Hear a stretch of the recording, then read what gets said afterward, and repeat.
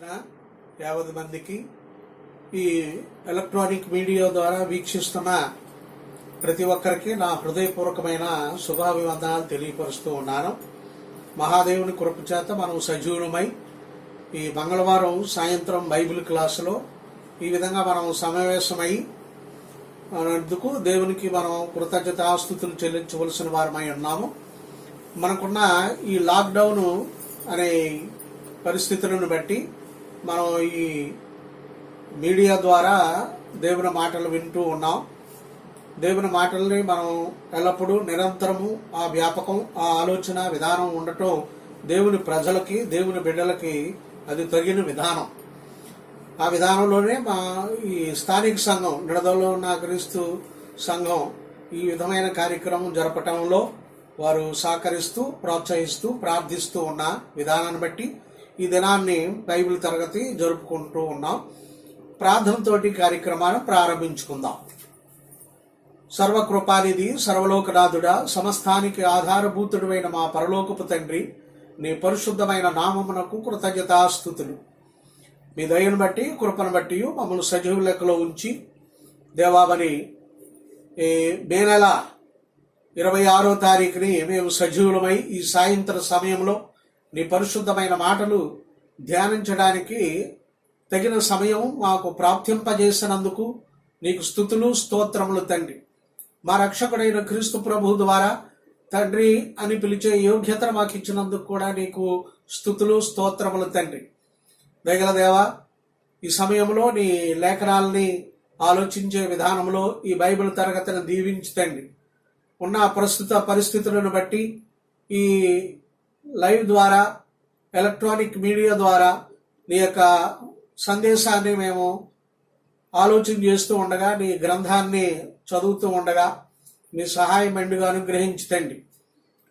చేరువచ్చిన వారిని, ఈ మీడియా ద్వారా వీక్షిస్తున్న ప్రతి వారిని దీవించి కాపాడతావని మా హృదయాలతో, మా మనసులతో నిన్ను స్తుతించటంలోను, ఇష్టపూర్వకముగా శ్రద్ధగా నీ మాటలు వినటంలోను నీ దయా, కృప, కనికరం మా పట్ల ఉంచుతండి. ఎవరు నీ మాటలు శ్రద్ధగా వింటారో వారి విషయంలోనే నువ్వు పట్టించుకుంటావని లేఖనాల ద్వారా నువ్వు తెలియపరిచావు తండ్రి. నా మాటలు శ్రద్ధగా విని వాటికి లోబడిన వారిని ఈ ప్రపంచంలోనే నాకు స్వాచ్ఛముగా ఉంటారు అట్టి జనాంగం అని తెలియపరిచిన తండ్రి, ఈ సమయంలో మాకు ఆ శ్రద్ధా భక్తి ఇచ్చి నీ మాటలు నేర్చుకోవటంలో మమ్మల్ని దీవించి తండ్రి. దేవా, మా అందరిపై నీ ఆశీర్వాదాలు ఉంచుతావని యేసునామంలో ప్రార్థన చేయుచున్నాం తండ్రి, ఆమేన్. పరిశుద్ధ లేఖనాలని మనం చదువుకుందాం. పరిశుద్ధ గ్రంథం నుండి. దేవుని ప్రజలు దేవుని పట్ల ఎప్పుడు భక్తి కలిగిన వారిగా ఉండాలి. భక్తి లేకపోతే అది పెద్ద సమస్య. క్రైస్తవునికి అంటే మనిషికి రక్తం ఎంత ప్రాధాన్యత కలిగిందో అలాగే క్రైస్తవునికి విశ్వాసము, భక్తి అంత ప్రాముఖ్యత కలిగింది. మనుషులు రక్తహీనతగా ఉండటం ఎవరు ఇష్టపడరో, రక్తహీనతగా ఉంటే తన జీవిత విధానం, లైఫ్ స్టైల్లో చాలా ఇబ్బందులు, సమస్యలు ఎదుర్కొంటూ ఉంటాడు. అందుకనే రక్తహీనత గురించి తొందరపడి రక్తహీనత నుండి తప్పించుకుని ఆరోగ్యవంతులుగా ఉండటం కొరకు టానిక్స్, ఫ్రూట్స్ వగైరా తింటూ ఆరోగ్యాన్ని సరి చేసుకోవడానికి ప్రయత్నం చేస్తూ ఉంటారు. అయితే అది దేహ సంబంధమైన ప్రయత్నం. కానీ ఆత్మ సంబంధంగా మనందరము ఆరోగ్యవంతులుగా ఉన్నాము అనడానికి నిదర్శనం ఏమిటి అని అంటే మనలో విశ్వాసం ఉండాలి. అంటే భక్తి కలిగిన వారమై ఉండాలి. భక్తి మనల్ని ఆరోగ్యవంతులుగా చేస్తూ ఉంటుంది. ఎల్లప్పుడూ భయభక్తులు కలిగి ఉంటూ ఉంటుంది. అది విశ్వాసము, భక్తి ఇవి సమపాళ్లలో క్రైస్తవునికి, దేవునిని అనుసరించే వారికి, దేవుని ప్రజల వారికి ఉండాలి. కానీ భక్తిహీనత ఉంటే అది బహు భయంకరమైన పరిస్థితి. భక్తిహీనత ఎంత భయంకరమైందో కొన్ని మాటల ద్వారా మనం ఈరోజు విందాం. లేవి కుమారుల గురించి మీకు తెలుసు. సంఖ్యాకాండంలో వాళ్ళ గురించి మనకు తెలియపరచబడుతూ ఉంది. సంఖ్యాకాండం 3వ అధ్యాయము 17 నుంచి చూసినట్లయితే లేవి కుమారుల పేర్లు గెర్షోను, కహాతు, మొరారి అనువి. గెర్షోను కుమారుల వంశ కర్తల పేర్లు లిబ్ని, సిమ్మి అనునవి. కహాతు కుమారులు వంశకర్తల పేర్లు అమ్రాము, ఇస్సహారు, హెబ్రోను, ఉజ్జియేలు అనేవి. మొరారి కుమారులు వంశకర్తల పేర్లు మహాలి, ముషే. సరే, వీరు సంగతిలో మనకి ఈ విధంగా తెలియపరచబడుతూ ఉన్నాయి. అయితే నిజానికి ఈ లేవి కుమారులు ఎలా ప్రవర్తించారో కూడా మనకి ఇక్కడ తెలియపరచబడుతుంది. వీరి పనులు కూడా మనకి 4వ అధ్యాయం 15వ వచనంలో ఉంది. 4:15 సంఖ్యాకాండం 4వ అధ్యాయం 15వ వచనం. దండు ప్రయాణమైనప్పుడు అహరోను అతని కుమారులు పరిశుద్ధ స్థలము యొక్క ఉపకరణములన్నిటినీ కప్పుట ముగించిన తరువాత కహాతీలు దాని మోయ రావలేను. అయితే వారు చావకుండానట్లు పరిశుద్ధమైన దానిని ముట్టకూడదు. ఇవి ప్రత్యక్షపు గుడారములోని కహాతీల భారము, అంటే వారి పనులు అనే విషయం తెలియపరుస్తూ ఉన్నాడు. కనుక వాళ్ళు చేయవలసిన పనులు వారు ఎంతో భక్తి శ్రద్ధలతో విషయాలని శ్రద్ధగా విని చేయవలసిన వారమై ఉన్నారు. అంటే తోచినట్టుగా కాదు. దైవ కార్యాలు ఎప్పుడు కూడా తోచినట్టుగా ఏనాడు చేయడానికి లేదు. ఆనాడు కానీ ఈనాడు కానీ. ఈనాడు కూడా లోకంలో చాలామంది తోచినట్టుగా బైబిల్ని సంపూర్ణంగా అనుసరించకుండా తమకు తోచినట్లుగాను, తమకు సౌకర్యంగా ఉన్నట్టుగాను, తమకు నచ్చినట్లుగా దానిని బైబిల్ని మలుచుకుని ప్రవర్తిస్తూ ఉన్నారు. అంటే బైబిల్కు ముందర వేరు ఉంటున్నారు, బైబిల్ని వెనకాల పెట్టి లాక్కుంటున్నారు వాళ్ళకు వీలైన విధానంగా. కానీ అసలు జరగవలసింది ఏంటంటే బైబిల్ ముందర ఉండాలి, దాని వెనకాల భక్తి కలిగిన వ్యక్తి విశ్వాసం ఉండాలి. బైబిల్ ముందర నడుపుతూ ఉంటే, లేకపోతే బైబిల్ మాటలు తెలియపరచబడుతూ ఉంటే దాని వెనకాల నుండి అనుసరించవలసిన వారై ఉన్నారు. కహాతీలు చేయవలసిన పనులు మరి వారు భక్తి భావాలతో వారు చేస్తూ ఉండాలి. అలా చేయకపోయినట్లయితే భక్తిహీనత అంటే మనం ఏమనుకుంటాము అని అంటే బైబిల్ చదవకపోతే, అంటే రెగ్యులర్గా కాకుండా అప్పుడప్పుడు చదివితే అది భక్తిహీనత అని అనుకుంటాం. లేకపోతే ఆరాధనకు రాకపోతే, కేవలం దేవుని సంగతులు వినడానికి బైబిల్ క్లాసులు కాటలు రాకపోతే మాత్రమే భక్తిహీనత అనుకుంటాం. అంటే అలా చేయతో భక్తి కేవలం అవే కాదు, కానీ చాలా సంగతులను మనం చూస్తూ ఉంటాం. ఆరాధనకు తప్పనిసరిగా సమయాన్ని పాటించుతూ ఉండాలి. అలాగే దైవ గ్రంథాన్ని నిష్టగా భక్తిగా చదువుతూ ఉండాలి, వింటూ ఉండాలి. ఎప్పుడైనా ఓ పూట లేకపోతే ఒకసారి మానేసిన కారణాన్ని కేవలం భక్తిహీనత అని కాకుండా మన బలహీనతను బట్టి మానేయటం అనేది జరుగుతూ ఉంటుంది. కానీ ఆరోగ్యంగా ఉండి బైబిల్ చదవటంలోనేమి, ఆరాధనకు రావటంలోనేమి, దైవ కార్యాలను ఆలోచించటంలోని కలిసి వచ్చిన ఆరోగ్యం ఉన్నప్పుడు ఏమాత్రం అశ్రద్ధ చేయకూడదో భక్తి కలిగిన వ్యక్తి. ఇక్కడ సంఘటన మనం చూద్దాం. మొదటి దినవృత్తాంతాలు 13వ అధ్యాయంలో ఓ సంఘటన జరిగింది. మొదటి దినవృత్తాంతాలు 13వ అధ్యాయం.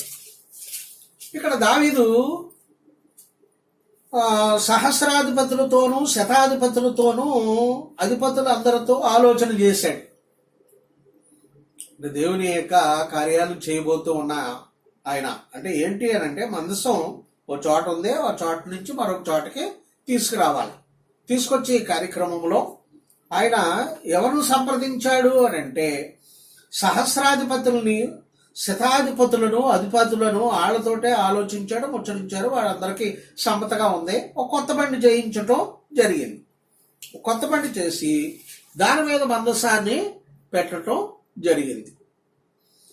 అదే నిజానికి వీరు కొత్త బండి మీద పెట్టవలసిన పని లేదు.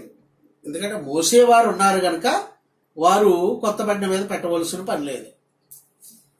మొదటి దినవృత్తాంతాలు 13వ అధ్యాయంలో ఆయన ఎలా సంప్రదించాడు.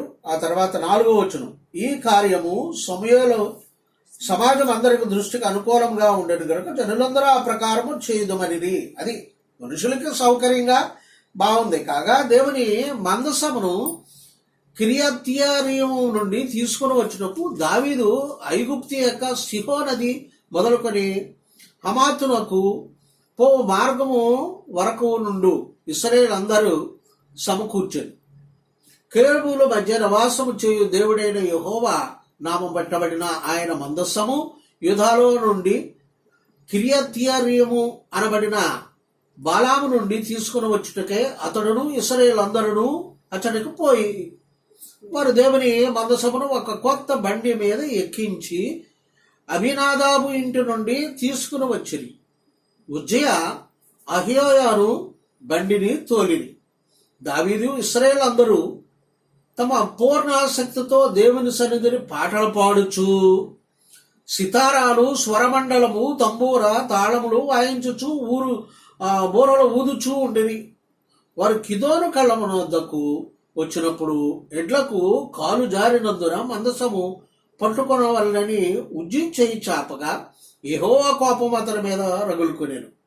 అతడు తన మోయు మందసమునద్ద చాపగా ఆయన అతని ఎత్తును గనుక అతడు అక్కడే దేవుని సన్నిధిని చనిపోయాను.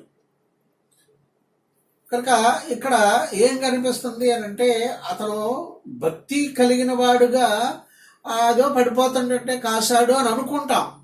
కానీ అది భక్తి కాదు, అవిధేయత. ఎందుకంటే చేయవలసిన కార్యక్రమాలు వేరే విధానంగా ఉన్నాయి. సంఖ్యాకాండంలోనే మనం చూస్తూ ఉన్నాం కదా, అది 4వ అధ్యాయంలో మనం చూసామా. అది వారు మోయవలసిన పని, కహాతీలు మోయవలసిన పని. కనుక వారికి బళ్ళు ఇవ్వలేదు. మిగతా వాళ్ళందరికీ ఇవ్వటం జరిగింది తప్ప ఈ కహాతీలకు బళ్ళు ఇవ్వటం అన్నది జరగలేదు. 7వ అధ్యాయం చదువుదాం. 7వ అధ్యాయం అంటే సంఖ్యాకాండం 7వ అధ్యాయం మొదటి నుంచి. మోషే మందసము నిలబెట్టుటకు ముగించి దానిని అభిషేకించి ప్రతిష్ఠించి దాని ఉపకరణములన్నింటినీ బలిపీఠమును దాని పాత్రలన్నింటినీ చేయించి అభిషేకించి వాటిని ప్రతిష్ఠించిన దినమున తమ తమ పితరుల కుటుంబములో ప్రధాన గోత్రాల సంఖ్యలను లెక్కింపబడిన వారి మీద అధిపతులై ఇశ్రాయేలులోను ప్రధానులు అర్పణలు తెచ్చిరి. ఇది ఈ విధంగా తెచ్చారు. 4వ వచనం, అప్పుడు యెహోవా మోషేకి ఇలాగ సెలవిచ్చెను, నీవు వారి యొద్ద ఈ వస్తువులు తీసుకుని అవి ప్రత్యక్షపు గుడారము యొక్క సేవకై ఉండును. నీవు వాటిని లేవీలో ప్రతి వారిని వారి సేవ చొప్పున ఇయ్యవలేను. 6, మోషే ఆ బండ్లను ఆ ఎద్దులను తీసి లేవీలకిచ్చెను. అతడు 2 బండ్లలో 4 ఎద్దులను వారి సేవ చొప్పున గెర్షోనీయులకు ఇచ్చెను. అతడు 4 బండ్లను 8 ఎద్దులను యాజకుడు అహరోను కుమారుడైన ఈతామారు చేతి క్రింద సేవ చేయు మొరారీలకు వారి సేవ చొప్పున ఇచ్చాడు. కహాతీలకి ఇయ్యలేదు. ఎలాగనగా పరిశుద్ధ స్థలపు సేవ వారిది. తమ భుజముల మీద మోయిటే వారి పని కనుక వారికి వాహనములు నియమింపలేదు. కనుక ఈ కొత్త బండి కార్యక్రమం వాళ్ళందరికీ ఉండొచ్చు, కానీ దేవుని మందస్సముకి కొత్త బండి ఆలోచన దావీదుది పొరపాటు. దావీదు అతిభక్తిలో దేవుని మాటని విస్మరించాడు. ఇది కహాతీల పని కదా, వాళ్ళకి ఇవ్వాలి కదా, వాళ్ళు చేస్తారు అని అనకుండా ఈయనే కొత్త బండి చేయించి బండి మీద ఎక్కించేసి మోయించేస్తున్నాడు. కహాతీయులని నిర్లక్ష్యం చేశారు.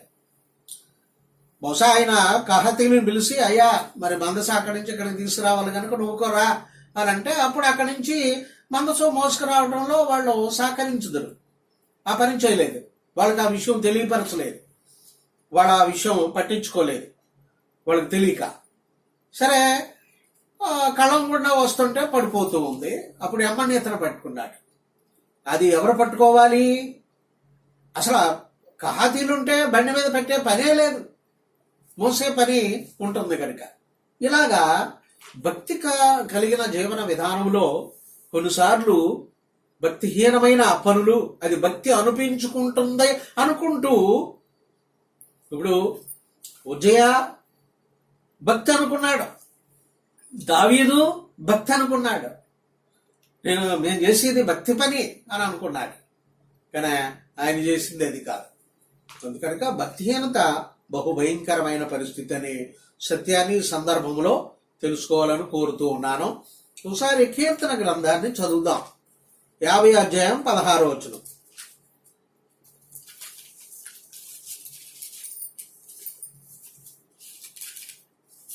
భక్తిహీనులతో దేవుడు ఇట్లు సెలవిచ్చుచున్నాడు, నా కట్టడలు వివరించుటకు నీకేమి పని? నా నిబంధన నీ నోట వచించదవేమి? భక్తిహీనులతో. నిజమే, లోకంలో అనేకులు భక్తిహీనులు పొట్టపోషణ కొరకు, కాలక్షేపం కొరకు, గొప్పల కోసము, మందిని పోగేసుకునే విధానంలో, రకరకాల వ్యాపార విధానంలో వారి బ్రతుకు సరిలేకపోయినప్పటికీ బోధకులుగా చలామణి అవుతూ ఉన్నారు. బైబిల్ బోధకులుగా బ్రతుకులు సరిలేక. కనుక భక్తి హీనత కలిగి జీవించే వారు బోధించడానికి అనర్హులు. అందుకే ఇక్కడ ఏమంటాడంటే, భక్తిహీనులతో దేవుడు ఇలా మాట్లాడుతూ ఉన్నాడు, నా కట్టడ వివరించుటకు నీకేం పని? నీకేం పనయ్యా? నీకు భక్తి లేదు, నువ్వు విశ్వాసులు కాదు, దేవుని ధర్మ విధులకు లోబడలేవు, త్యాగం చేయలేవు. ఇంకేమన్నాడు 17వ వచనం, దిద్దుబాటు నువ్వు అసహ్యము కదా. దిద్దుబాటు లేని వారు, బోధకులు అనేవాళ్ళు, విశ్వాసులు అనేవాళ్ళు అనేకులు దిద్దుబాటు లేని బ్రతుకు ఉంటూ ఉంది. మారుమనసు అనేది నిరంతరము ఆ వ్యక్తిలో జరగవలసిన నిరంతర కార్యక్రమం. ఎప్పటికప్పుడే చదువుతూ ఉంటాడు, వింటూ ఉంటాడు, మారుమనసు పొందుతూ ఉంటాడు, జ్ఞాపకాలు వస్తూ ఉంటాయి, పొరపాట్లు, పరిస్థితులు, ఎన్నెన్నో సంగతులు, తిండి, బట్ట, నివాసం, ఆయుస్సు, ఆరోగ్యాలు దేవుడు ప్రసాదిస్తూ ఉన్నప్పుడు మానవుడి యొక్క అవసరం తీర్చుకోవడానికి, భోజనం కొరకు, వివాహం అనే కోరిక కొరకు, ఈ సమాజంలో గౌరవింపడాలనే కోరిక కొరకు, అలాగే ఈ సమాజంలో ఏదో సాధించాలనే కోరిక కొరకు, అలాగే భద్రపరచబడాలి, భద్రత కలిగి ఉండ, నాకు భద్రత, డబ్బు, మంచి భవంతి, లేకపోతే ఈ లోకంలో కొన్ని విషయాలు నా సెక్యూరిటీ అని ఫీల్ అవుతున్న విధానంలో మనుషులు ఉంటూ ఉన్నారు. వీటి కొరకు దేవుణ్ణి ఆశ్రయించకుండా తమ స్వజ్ఞానం చేత బతికే విధానం అన్నిటిలో ఉన్న వ్యక్తులు దేవుని మాటలు వింటూ ఉంటుంటే, దేవుని సంగతులు ఆలోచన చేస్తూ ఉంటే, ఈ 5 కోరికలు విషయంలో ఎలాంటి పొరపాట్లు జరిగినాయో అన్ని గుర్తుకొస్తూ ఉంటాయి. కుటుంబపరమైన జీవన విధానంలో, వ్యాపారపరమైన జీవన విధానంలో, ఉద్యోగపరమైన జీవన విధానంలో, రకరకాల వ్యాపకాల్లో తమ సంపాదన సాగించుకుంటూ కుటుంబాన్ని నడిపించుకోవాలన్న తాపత్రయంతో ఉంటున్న అనేకులు ఈ సహజ కోరికలు దైవిక విధానంలో కాకుండా తమకు తోచినట్లుగా సాతాను విధానంలో నిర్వహించుకుంటూ ఉంటారు. అలా నిర్వహించుకుంటున్నప్పుడు అనేకమైన పొరపాట్లు అవుతున్నప్పుడు, దైవ గ్రంథం చదువుతున్నప్పుడు, దేవుని వాక్యమైన అర్థంలో చూస్తూ ఉన్నప్పుడు పొరపాట్లు, లోపాలు తెలుస్తూ ఉంటాయి. ఎవరైతే వాటిని మారుమనసు పొందుతారో, వారిని దిద్దుకుంటారో వారే దేవునికి ఇష్టమైన వారు, భక్తి కలిగిన వారు. కానీ భక్తిహీనుడు మాత్రం దిద్దుకోడు. వాటి లోపాలు అక్కడ పెట్టుకుని ఉంటాడో ప్రజలకు బోధిస్తూ ఉంటారు. అందుకని చాలా మంది తప్పుడు బోధకులు, తప్పుడు విధానంలో ఉండేవారిని మనం సమాజంలో చూస్తూ ఉంటాం. నీవు నా మాటలు నువ్వు వెనుకకు త్రోసివేసదవు, నువ్వు దొంగను చూసినప్పుడు వారితో ఏకీభించదు, వ్యభిచారితో నీవు సాంగత్యము చేయదు. ఇక్కడ దొంగ దొంగ చూశాడనుకో, దొంగతనం చేసేవాడితో దొంగతనంలో సాగిపోతూ ఉంటాడు. వ్యభిచారం చూసినప్పుడు వ్యభిచారం. కీడు చేయవలని నువ్వు నోరు తెరుచుచ్చు ఉన్నావు, నీ నాలుక కపటము కల్పించుచు ఉన్నది. నువ్వు కూర్చుండి నీ సహోదరు మీద కొండెములు చెప్పుచున్నావు, నీ తల్లి కుమారుని మీద అపనిందలు మోపుచూ ఉన్నావు. ఇట్టి పనులు చేసినను నేను మౌనినై ఇంటిని, అందుకు నేను కేవలం నీ వంటి వాడినను నువ్వు అనుకుంటివి. కనుక తప్పనిసరిగా మార్చుకోవలసిన విషయాలు మార్చుకోవాలి. అది భక్తి కలిగిన వ్యక్తి యొక్క విషయం.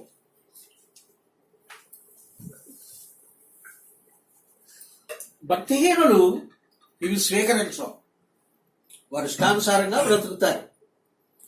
కనుక భక్తిహీనత బహుభయంకరమైందనే విషయాన్ని మనం నమ్మాలి.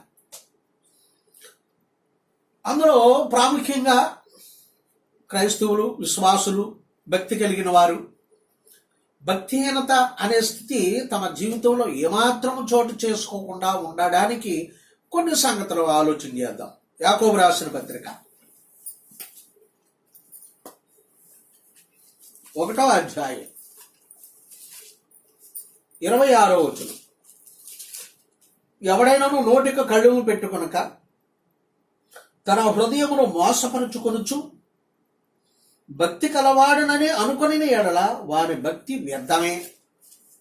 చూసారా ఎంత చక్కటి మాట. నోటికి కళ్ళుమి పెట్టుకొనక అంటే నోరు చాలా క్రమంగా ఉండాలి. ఇష్టం వచ్చినట్లు మాట్లాడేయటం, ఇష్టం వచ్చినట్లు ఊహించేయటం, అంటే ఊహలతో ఉన్నప్పుడే మాట బయటకు వస్తుంది. అది హృదయం నిండిన దాన్ని బట్టి పెదవ మాట్లాడుతుంది, పెదవ పలుకుతూ ఉంటుంది. అందుకనుక ఊహలు, తలంపులు సరిగ్గా ఉండాలి. భక్తి కలిగిన వారికి తలంపులు, సూత్రాలు బాగా ఉండగలిగితే భక్తి కలిగిన వారికి అప్పుడు మాటలు కూడా మంచి మాటలు, పరిశుద్ధమైన మాటలు వస్తూ ఉంటాయి. భక్తిహీనుడికి ఆ హృదయమే సరిగ్గా లేదు కనుక, అతను తలంపులు సరైనవి కాదు కనుక తప్పుడు మాటలు మాట్లాడుతూ ఉంటాడు. భక్తిహీనుడు నోరు క్రమం ఉండదు. భక్తి కలిగిన వారు నోరుని ఏం చేసుకోవాలా? అదుపు చేసుకుని క్రమపరుచుకుంటూ 27వ వచనంలో అంటాడు. 26లోనే హృదయమును మోసపరుచుకొనుచు, అది మాట. తన హృదయాన్ని మోసపరుచుకుంటాడు. తన హృదయము, తన మనసాక్షి అతని మీద నేరారోపణ చేస్తూ, నువ్వు ఇలా మాట్లాడావు తప్పు కదా, లేదా నువ్వు ఇలా తలస్తున్నావు తప్పు కదా అని చెప్పబడుతున్నా కానీ అతను ఏం కాదు అలా ఉండని వాతవేయబడిన మనస్సాక్షి కలిగిన వాడై ఉంటాడు. వాతవేయబడిన మనస్సాక్షి కలిగిన వాడు ఎట్లా ప్రవర్తిస్తూ ఉంటాడు అని అంటే, మనస్సాక్షి చెప్తూ ఉన్నప్పటికీ, గద్దిస్తున్నప్పటికీ నువ్వు అలా ఉండు అని పీక పిసికి దాన్ని పక్కనే పెడుతూ ఉంటాడు. అప్పుడు అది క్రమంగా ఏమైపోతుందంటే వాతవేయబడుతుంది. వాతవేయబడి అది కూడా తప్పుడు చేయటం అలవాటు అయిపోయి మనస్సాక్షి మీ మీద పని చేయదు. కనుక నీ మనస్సాక్షి మళ్ళీ తిరిగి పని చేయాలంటే యేసు రక్తంలో కడగబడాలి. నిర్మలమైన మనస్సాక్షి కలిగిన వాడై ఉండాలంటే తప్పనిసరిగా క్రీస్తులోకి రావాలని హెబ్రీ గ్రంథకర్త తెలియపరుస్తూ ఉన్నాడు. కనుక ఇక్కడ ఆలోచన చేసినప్పుడు హృదయం మోసపరుచుకొనుచు భక్తి కలవాడని అనుకుని ఎడల వారి భక్తి వ్యర్థమే. 27 తండ్రి అయిన దేవుని ఎదుట పవిత్రమును నిష్కళంకమును భక్తి ఏదనగా దిక్కులేని పిల్లలను, విధవరాండ్లను వారి ఇబ్బందుల్లో పరామర్శించుటయు ఇహలోక మాలిన్యము తన అంటుకోకుండా తను తాను కాపాడుకొనుట. ఇహలోక మాలిన్యం, ఈ లోక మర్యాదలు, ఈ లోక సంబంధమైన ఆచార వ్యవహారాలన్నింటినీ, దేవుడి వాక్యములకు భిన్నమైన జీవన శైలిని ఎవరైతే సాధన చేస్తారో చాలా సందర్భాల్లో అంటూ ఉంటారు, ఇది వాక్యానుసారం కాదు కదా అని అంటే, ఏం కాదండి, మరి ఉండాలి కదండి, తప్పదు కదండి, ఇది కదండి అని చెప్తూ ఉంటారు. ఈ మధ్యకాలంలో చనిపోయిన సందర్భంలో ముఖం ఈ వైపు పెట్టాలని, ఇలా చేయాలని అని అంటాం. తర్వాత ఏమో దీపాలు వెలిగించటం, ఇలాంటివన్నీ చేస్తూ ఉంటారు. అంటే వాళ్ళకి ఎవరు చెప్పారు? బైబిల్ చెప్పిందా అంటే కాదు, లోకం చెప్పింది. లోకం చెప్పిన విధానాల్లో అనుసరిస్తూ మేము క్రైస్తవులమేహో అని చెప్పుకుంటూ ఉంటారు. అది సరైన విధానం కాదు. బైబిల్ ఏం చెప్తుందో ఆ ప్రకారంగానే ప్రవర్తించేవారే భక్తి కలిగిన వారు. వారు భక్తిహీనులు. వాళ్ళు ఏమనుకుంటారంటే మేము భక్తి కలిగిన వారు అని అనుకుంటూ ఉంటారు. ఫోటోలు పెట్టుకోవటం, వాటికి దండాలు వేయటం, అగరొత్తు పొలాలు వెలిగించటం, దండాలు పెట్టుకోవటం, ఇవన్నీ కూడా భక్తిహీనతకి సంబంధించిన విషయాలు. కనుక ఈ నరుల యొక్క చెడుతనం భూమి మీద విస్తరించింది. అప్పటి నుంచి ఇప్పటి వరకు విస్తరిస్తూనే ఉంది.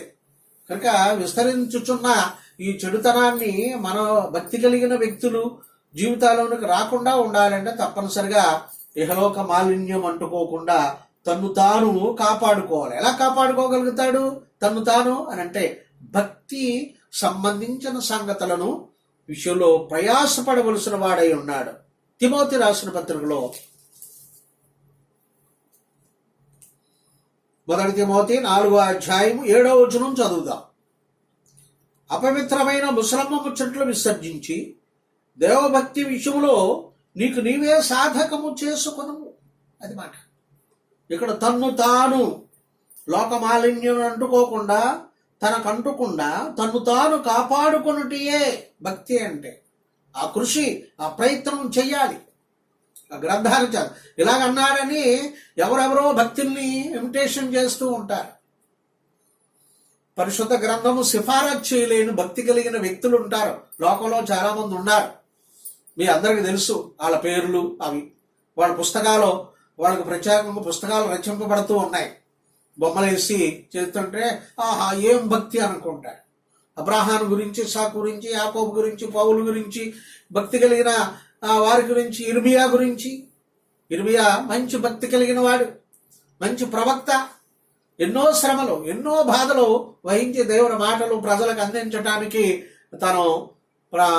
తన యొక్క ప్రాణాన్ని సహితం లెక్క చేయకుండా జీవించిన ఇర్మియా. ఇలాంటి వాళ్ళ జీవితాలు ఎన్నో ఉంటాయి. అవి ధ్యానం చేయరు. ఈ లోకంలో కాస్తేదో భక్తి కలిగిన వారు అనిపించుకుంటున్న చినులు చేసిన వారిని, వారి పుస్తకాలని ధ్యానిస్తూ బోధకులు చాలా మంది వాళ్ళను ఉదాహరిస్తారు.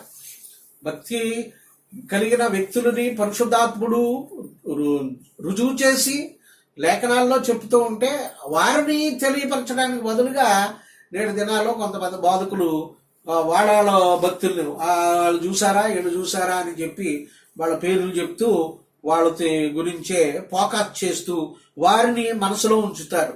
యేసు ప్రభువును ఉంచటం, పరిశుద్ధాత్ముడు ధృవీకరించిన విశ్వాస వీరులు వగైరా వారి అందరినీ మనసుల్లో ఉంచడానికి బదులుగా ఈ వేరే వాళ్ళని తెలియపరుస్తూ ఉంటారు.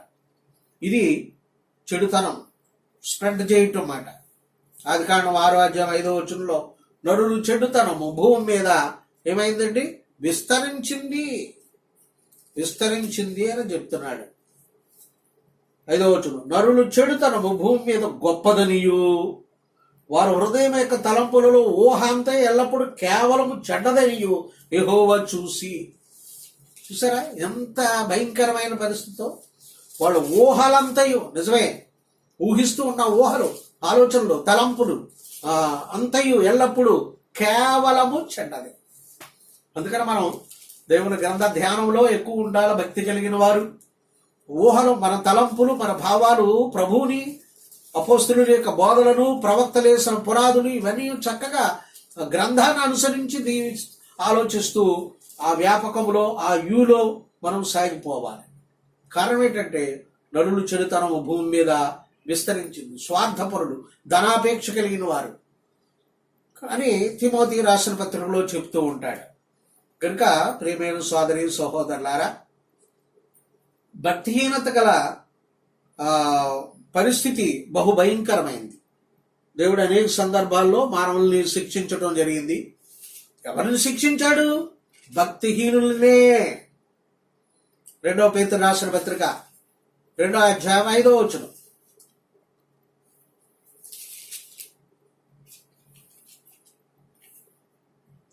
మరియు ఆయన పూర్వకాలముందున లోకమును విడిచిపెట్టక భక్తిహీనులు సమూహం మీద జలప్రయాణం రప్పించినప్పుడు నీతిని ప్రకటించిన నోవాహు మరియు 7 కాపాడబడిను.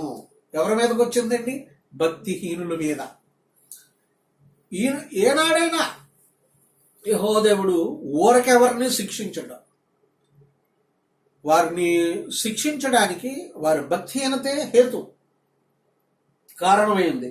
ఇక్కడ ఆ మాట అదే చెప్తున్నాడు, భక్తిహీనుల సమూహం మీదకి, అది మరి ఆలోకం మీదకి, వారు నివసించే ప్రాంతాల మీదకే వెళుతూ ఉన్నది. ఈనాడు కరోనా వైరస్ కూడా భక్తిహీనత ఎవరికైతే ఉంటుందో ఆ భక్తిహీనత కలిగిన ప్రాంతాలని, భక్తిహీనత కలిగిన వారిపైన ఇది తాండవిస్తూ ఉంటారు.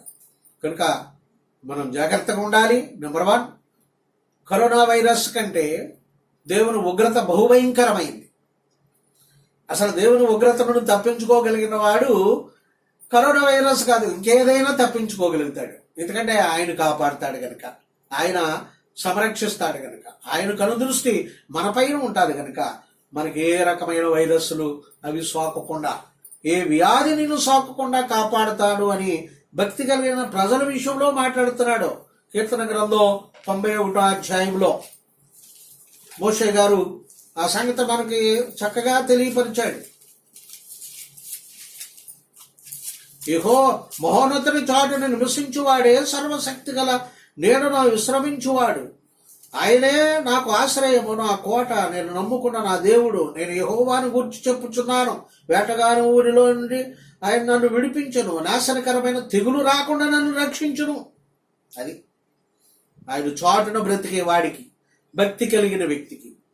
ఆయన తన రెక్కలతో నన్ను కప్పును, ఆయన రెక్కల క్రింద నాకు ఆశ్రయము కలుగును. ఆయన మాటల కింద, ఆయన చిత్తము కింద, ఆయన యొక్క పరిపాలన కింద ఏ వ్యక్తి అయితే తమ జీవితాన్ని సాగించుకుంటాడో వారిని ఆయన కాపాడుతూ ఉంటాడు.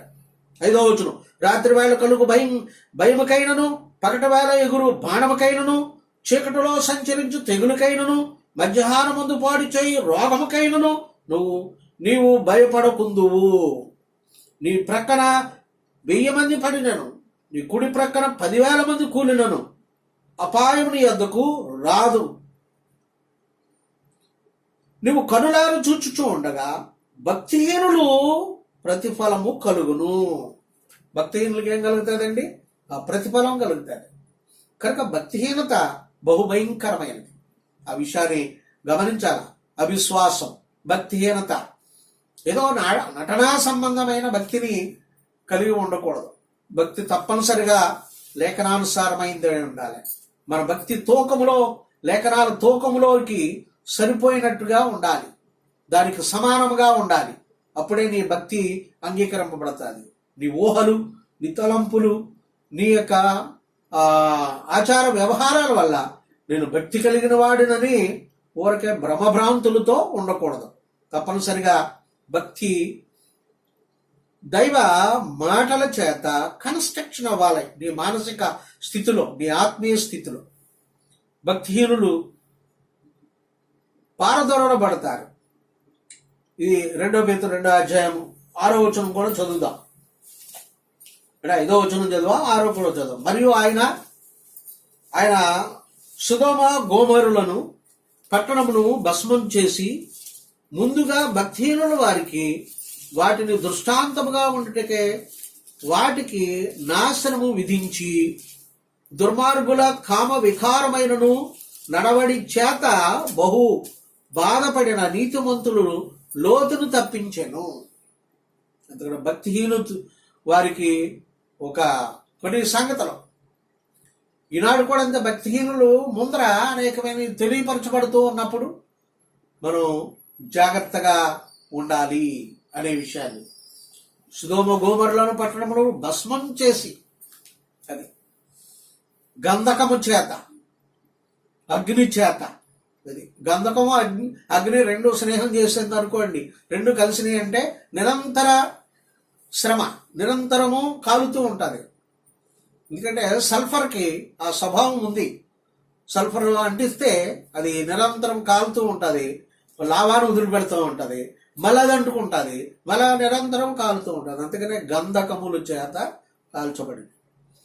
ముందుకు భక్తిహీనులు గలవారికి, భక్తిహీనులకు వారికి వాటిని దృష్టాంతంలో ఉంచుటకై వాటికి నాశనము విధించి దుర్మార్గులు వాళ్ళందరికీ ఒక ఉదాహరణ ఉంచబడినప్పటికీ వారు ఏమాత్రము దిద్దుకోకుండా ఉండటం అనేది జరుగుతూ ఉంది.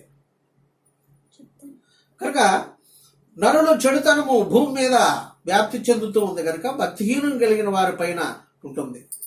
ఇందాక మనం జలప్రళయం భక్తిహీనుల పైన వచ్చింది. అలాగే సొదొమ గొమొర్రా నాశనము భక్తిహీనుల పైనే వస్తూ ఉన్నది. రోమీయులకు రాసిన పత్రిక 1వ అధ్యాయము 18వ వచనం చూద్దాం. దుర్నీతి చేత సత్యమును అడ్డగించు మనుషుల యొక్క సమస్త భక్తిహీనత మీద ఏమవుతుందండి? దుర్నీతి మీదను, అది మన భక్తిహీనత మీదను దుర్నీతి మీదను ఏమవుతుంది? దేవుని కోపము పరలోకము నుండి బయలుపరచబడుతుంది. దేవుని కోపము కనుక మనం భక్తిహీనత కలిగి ఉండటం అనేది మన జీవితంలో జరిగింది అంటే బాబోయ్ అని భయపడిపోవాలి. అది అందుకని ప్రతివారం ఈరోజు ఈ రాత్రి మీ జీవితాలు భక్తి కలిగినవా భక్తిహీనత కలిగినవా? లేఖనానుసారమైన దైవ సంబంధమైన భక్తి జీవితం విశ్వాస జీవితం ఉందా? సమాజంలో చూసినట్లు ఆళ్ళు నేర్పినట్లుగా ఉండే భక్తి నీకు ఉందా? ఉంటే నువ్వు నష్టపోతావు. ఆ భక్తిహీనత నిన్ను తినేస్తుంది. కనుక దేవుని కోపం నీపైన ఉండబడుతూ ఉంటుంది. దేవుని ప్రేమ మనలో ఉండాలంటే భక్తి కలిగిన వారిగా ఉండాలి. దుర్నీతి చేత సత్యమును అడ్డగించు మనుషుల యొక్క, అది ఎందుకంటే మనుషుల యొక్క స్వార్థపరులై ఉండి దుర్నీతి పరులై ఉండటం వల్ల దేవుని యొక్క సత్యాన్ని నమ్మటం లేదు. దేవుని గ్రంథంలో ఉన్న సత్యం ప్రకారంగా కాదు. వాళ్ళు ఆ మాటలు వింటా ఉంటారో మళ్ళీ ఏమంటారండి, అదేలేండి అలా అనుకోండి, ఎవరుంటారండి, ఏదో ఆ మాదిరిగా చదువుకోవాలండి, పర్లేదులేండి దేవునికి అర్థమవుతుందిలేండి అని ఇలాంటి లేనిపోయిన ట్విస్టీ మాటలు మాట్లాడుతూ నాటకాలు మాట్లాడుతూ సమర్థించుకుంటూ నాశనమైన పరిస్థితికి దిగజారిపోతూ ఉన్నారు. సమస్త భక్తిహీనత మీదను, అది మాట సమస్త భక్తిహీనత మీద అని అంటే కింద ఏమాత్రపు కొద్ది భక్తి. అందుకనే ఆయన మార్గాలు మనకు నేర్పబడాలని చెప్పాలి. ప్రార్థన చేయాలి. ప్రార్థనలో ఎప్పుడు నీ తిండి బట్ట గురించే కాదు, ఆయన మార్గాల గురించి నువ్వు అడుగుతూ ఉండాలి. దేహి అని అడగాలి.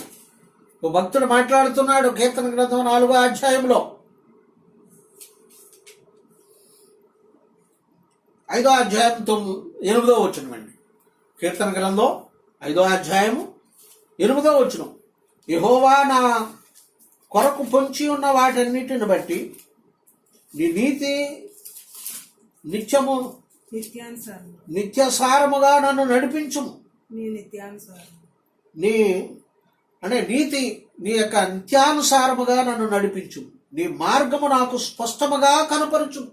అది మన ప్రార్థనలో ఏముండాలంటే, అయ్యా నీ మార్గం మాకు స్పష్టంగా అర్థమయ్యేటట్లు సహాయం చేయి, మా మనోనేత్రాలు వెలిగించు.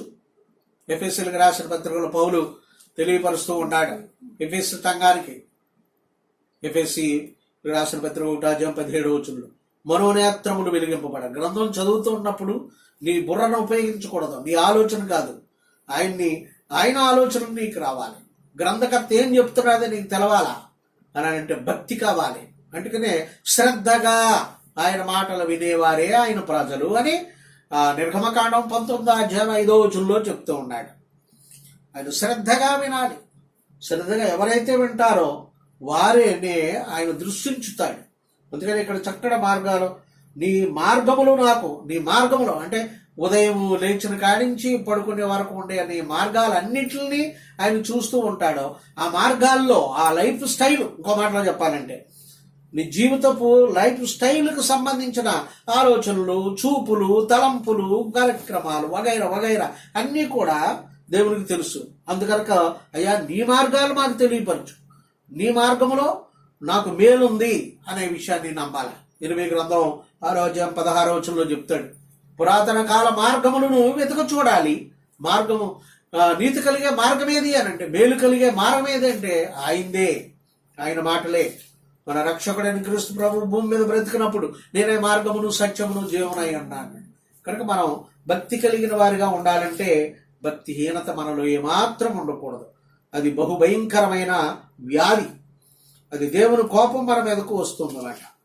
కనుక ఏశావును మనం ఆలోచన చేసినట్లయితే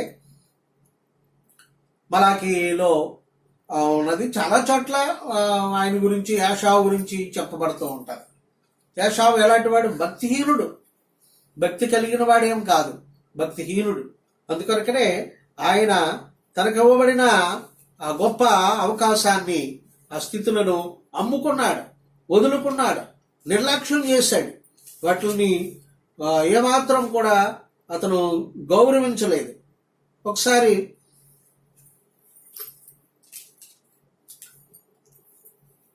హెబ్రీయులకు రాసిన పత్రిక 12వ అధ్యాయము 15 నుంచి చూసినట్లయితే, మీలో ఎవడైనా దేవుని కృప పొందకుండా తప్పిపోనేమో అని. హెబ్రీ 12:15, చేదైన వేరే ఏదైనా మొలిసి కలవరపడటం వలన అనేకులు అపవిత్రైపోదేమని ఒక పూట కూటి కొరకు తన జ్యేష్ఠత్వ హక్కును అమ్మివేసిన యాసా వంటి భ్రష్టుడును, అది మాట భక్తిహీనత కలిగిన వాడు భ్రష్టుడు. భ్రష్టుడు భక్తిహీనుడు, భక్తిహీనుడు భ్రష్టుడు. వ్యభిచారి అయి ఉండునేమో అని జాగ్రత్తగా చూసుకున్నది. ఎంచదంటే యాసావు ఆ తర్వాత ఆశీర్వాదం పొందగోరి కన్నీళ్లు విడుచుచు దాని కోసము శ్రద్ధతో వెతికినను మారు మనసు పొందని అవకాశము దొరకక విసర్జింపబడినని మీరు ఎరుగుదురు. కనుక స్తుతి మించిపోయిన తర్వాత మనం భక్తి కలిగిన వారిగా ఉండాలనుకున్న అవకాశం దొరకదు. అందుకని ఇన్ టైం, ప్రాపర్ టైం. కనుక మన రక్షకుడు, మహోన్నతమైన తండ్రి, ప్రవక్తలు, అపోస్తులు అందరూ కూడా పెందల కడే లేచి అంటాడు. ఇర్మీ గ్రంథంలో మనం చాలాసార్లు నా ప్రవక్తలను పెందల కడే లేపి మీ దగ్గరికి పంపాం. పెందల కడే అంటే ఏ ప్రాపర్ టైం. నీకు అవసరమైన, నువ్వు దిద్దుబాటు చేసుకోవడానికి, మారు మనసు పొందడానికి అవసరమైన సమయంలో నీకు దేవుని వాక్యం అందించాను అనే విషయాన్ని తెలియపరుస్తూ ఉండాలి. నిజమే, ఆనాడు ఇశ్రాయేలు జనాంగానికి పెందలకడే లేచి, పెందలకడే వారి యొక్క హృదయాల్లో, మనసుల్లో ఆ మాటలు ఉంచడానికి ఎంతో ప్రయత్నం చేసి ఉన్నాడు. కనుక ఇక్కడ మనం యాషావును చూసినట్లయితే యాషావు విషయంలో కూడా అదే జరుగుతూ ఉంది. కనుక ఆయన భ్రష్టుడైపోయాడు. భక్తిహీనత, భ్రష్టత్వం కలిగిన విధానంలో ఉంటుంది. కనుక మనం భక్తి కలిగిన వారిగా మనం బ్రతకాలి అని అంటే మన రక్షకుడైన క్రీస్తు ప్రభువుని వెంటాడవలసిన వారై ఉన్నారు. భక్తిహీనులు కొంతమంది మార్పు చెందరం. వారిని మనం పసిగట్టగలం. అలాంటి వారిని మనం ఏమాత్రం కూడా కనికరించకూడదు, వారిని అనుసరించకూడదు. అలాంటి వారి లోకంలో, సమాజంలో ఉన్నారు. భక్తిహీనుల గురించి మాట్లాడుతూ ఉన్న మరొక సంఘటన చూద్దాం. యెషయా గ్రంథం 55వ అధ్యాయం 6-7 వచనాలు చదువుదాం. యెషయా గ్రంథం 55:6-7 వచనాలు. యెహోవా మీకు దొరక కాలమందు ఆయనను వెదకుడి, ఆయన సమీపంలో ఉండగా ఆయనను వెదకుడి. భక్తిహీనులు తమ మార్గములను విడవలేను, దుష్టులు తమ తలంపులు మానవలేను. వారు యెహోవా వైపు తిరిగిన ఎడల ఆయన వారి యందు జాలిపడును. వారు మన దేవుడి వైపు తిరిగిన ఎడల ఆయన బహుగా క్షమించును. కనుక అంటే సరైన సమయంలో సరైన నిర్ణయాలు తీసుకుని సరైన విధానంగా మార్పు చెందాలి. దేవుని మాటలు మనకి తెలియపరచబడుతున్నప్పుడు విషయాలని స్వార్థం విడిచిపెట్టి, అసూయ విడిచిపెట్టి, ధనాపేక్ష విడిచిపెట్టి, ఇంకా అనేకమైన సంగతులను విడిచిపెట్టి దేవుని మాటలు విన్నప్పుడు, చదివినప్పుడు మనలో తప్పనిసరిగా మారు మనసు ఏర్పడతాయి. అలాగే అంతేగాని ఈ శరీరకు సంబంధమైన అనేకమైన విషయాలు లోనం పెట్టుకుని రహస్యమైన పాపిగా ఉంటూ, వాతవేయబడిన మనసాక్షి కలిగిన వాడిగా ఉంటూ, రాతి నేల కలిగిన వాడిగా ఉంటూ పైకి భక్తిని ప్రదర్శించినా నీకు మోక్షం దొరికే అవకాశం లేదు. మార్పు లేదు కనుక, దిద్దుబాటు లేదు కనుక నువ్వు తప్పనిసరిగా శిక్షింపబడతావు. కనుక భక్తిహీనులు మార్పు చెందరు అనేది స్టాండర్డ్గా ఉండే స్టేట్మెంట్. వారు ఒకవేళ భక్తిహీనులు తమ మార్గాన్ని విడిచినట్లయితే, అలాగే తప్పనిసరిగా ఆయన వైపు తిరిగితే ఆయన క్షమిస్తానికి ఆయన ఎప్పుడూ సిద్ధంగా ఉన్నాడు. మహా దీర్ఘశాంతపరుడు ఆయన కనుక మన యందు ఆయన దేవుని యొక్క కృపా కనికరం మన పట్ల విస్తరింపజేసి మనం భక్తి కలిగిన వారిగా ఉండాలని దేవుని గ్రంథాన్ని మనకి ఇచ్చాడు. కనుక గ్రంథాన్ని ఎంత లోతుగా చదివితే, ఎంత శ్రద్ధగా చదివితే, మనసుంచి ఏలుంచి శ్రద్ధతో చదివినప్పుడు వారు తమ దేవుని యందు భయభక్తులు కలిగిన వారై ఉంటారు. అట్టివారు ఈ లోకము మాలిన్యం అంటుకోకుండా హాయిగా సంతోషంగా బ్రతుకుతారు. దేవుని యొక్క కోపము వారిపై ఉండదు, దేవుని ప్రేమ ఉంటుంది అనే సంగతిని గమనించాలని క్రీస్తు పేరట మిమ్మల్ని హెచ్చరిస్తూ మీ దగ్గర సెలవు తీసుకుంటున్నాను. అందరికీ వందనాలు. దయతో ఒక విషయాన్ని గమనించాలి. మనమందరం లాక్డౌన్ కరోనా వైరస్లో ఉంటున్న పరిస్థితిని బట్టి భక్తి కలిగి ప్రార్థన చేసినట్లయితే అది మన జోలికి రాదు, మన ప్రాంతానికి రాకుండా ఉండడానికి అవకాశం ఉంటుంది. అలాగే ప్రార్థించవలసిన అవకాశం పరిస్థితి మందే. ఎవరెవరో ప్రార్థన చేస్తే ఈ ప్రాంతము మనము రక్షింపడం, మన ప్రాంతము రక్షింపబడాలి ఈ కరోనా వైరస్ నుండి అంటే తప్పనిసరిగా మనందరం భక్తి కలిగి ప్రార్థన చేయువారమై ఉండాలి. ప్రతి మంగళవారం సాయంత్రం 7 గంటలకి, అలాగే ప్రతి శుక్రవారం సాయంత్రం 7 గంటలకి ఈ విధంగా బైబిల్ క్లాస్ ఉంటుంది. అలాగే ఆదివారం నాడు ఆరాధన 9:30కి లైవ్ ద్వారా ఆరాధన జరుగుతుంది. కనుక మాతో ఏకీవించి మీరు దేవుని మాటలు వినొచ్చు, ఆరాధన చేసి దేవుని స్తుతించవచ్చు. ఇదే విధానం కంటే సమాజముగా కూడి ఆరాధన చేసే గొప్ప మంచి వాతావరణం మహోన్నతమైన తండ్రి మనకి ఇచ్చేలాగా మనం దేవుని తప్పనిసరిగా ప్రార్థిద్దాం. అందరూ ఈ విషయాల్లో శ్రద్ధ వహించాలని కోరుతూ ఉన్నాను. ప్రార్థన చేసుకుని కార్యక్రమాన్ని ముగించుకుందాం. దయగల దేవా, కృపగల తండ్రి, సర్వంతరయామి, సర్వసృష్టికర్త, నీ నామానికి స్తుతులు స్తోత్రములు. మా రక్షకుడైన క్రీస్తు ప్రభువు ద్వారా మమ్మల్ని అంగీకరించినందుకు నీకు స్తుతులు తండ్రి. దేవా, నీ పరిశుద్ధ గ్రంథాన్ని బట్టి నీకు స్తుతులు తండ్రి. మా రక్షకుడైన క్రీస్తు ప్రభువులో నూతనముగా సృష్టింపబడిన విధానాన్ని బట్టి నవీన స్వభావాన్ని మాకు అనుగ్రహిస్తున్నందుకు నీకు స్తుతులు తండ్రి. మీ రాజ్యములో మీ ప్రజలుగా మీ యొక్క గుణలక్షణాలను మేము సాధించుతూ ఆ గుణలక్షణాలను సంపాదించుకుని బ్రతికేవారిగా ఈ లోక మాలిన్యాన్ని అంటుకోకుండా తగు జాగ్రత్త కలిగి ఉండే విధానంలో మీరు మాకు ఏర్పాటు చేసిన అనేకమైన విషయాలను బట్టి, మీ కనికరాన్ని బట్టి, మీ బోధనను బట్టి, మీ పరిశుద్ధ గ్రంథాన్ని బట్టి, మిమ్మల్ని గురించి ఆలోచించి విశ్వాసించి మరింత భక్తిభావాలు పెంచుకోవడానికి ఏర్పాటు చేసిన ఏర్పాట్లను బట్టి నీకు స్తుతులు తండ్రి. ఇవన్నీ కూడా మేము స్వీకరించి వీటిలన్నింటిని మా యొక్క జీవితాలకి వినియోగించుకుంటూ ఈ భూనివాస కాలంలో పరలోకములో నిత్యత్వములో నిత్య స్వాస్థ్యములో మా వారసత్వాన్ని మేము స్థిరపరుచుకుని బలపరుచుకోవడానికి, తగిన విశ్వాసాన్ని సంపాదించుకోవడానికి మీరు మాకు ఇచ్చిన ఆయుస్సును బట్టి నీకు స్తుతులు తండ్రి. మాకు ఇవ్వబడిన ఆయుస్సులో మేము గర్వాంధులై లోక సంబంధమైన జీవితంని ఆలోచన చేస్తూ ఈ లోకమే ప్రాముఖ్యం అనుకుంటూ ఉండే విధానం కంటే నీ చిత్తం నెరిగి నీ ప్రజలుగా బ్రతకటం అనేది, భక్తి కలిగి బ్రతకటం అనేది మేము నేర్చుకోవటంలో సహాయపడుతుంది. భక్తిహీనత బహుభయంకరమైనదని, భక్తిహీనుల మీద నీ యొక్క కోపము పెనుగాలు వలె గిర్రన తిరిగి హఠాత్తుగా వారి మీద పడతాదని గ్రంథం చెప్తున్నట్లుగా మేము తగు జాగ్రత్త కలిగి ఉండడంలో సహాయపడతాయండి.